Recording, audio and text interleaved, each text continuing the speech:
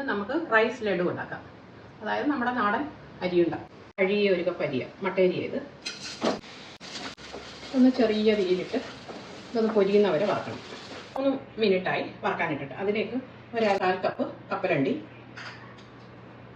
ഒരു 5 ഏലക്കായി, ഒരു കുറച്ച് ഉപ്പ്. ഇതിപ്പം 10 മിനിറ്റായി വെച്ചിട്ട് ഇനിയും ഓഫാക്കിയിട്ട് തണുത്തിട്ട് പൊടിച്ചെടുക്കാം. 1 ടീസ്പൂൺ നെയ്യിടാം. അതിലേക്ക് ഒരു 1/2 കപ്പ് തേങ്ങ ഇടാം.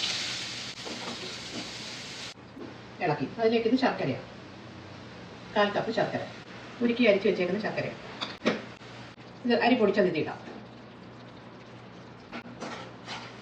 ചെറിയ തീയിലിട്ടതൊന്ന് പെരട്ടിയെടുക്കാം. 5 മിനിറ്റ് ഒന്ന് തണുത്തിട്ട് ഉണ്ടയാക്കാം. ഇനി കയ്യിൽ കുറച്ച് ഓയിൽ പുരട്ടിയിട്ട് ഒന്ന് ഉരുട്ടിയെടുക്കാം. ഇതെല്ലാം ഉരുട്ടിയെടുത്ത്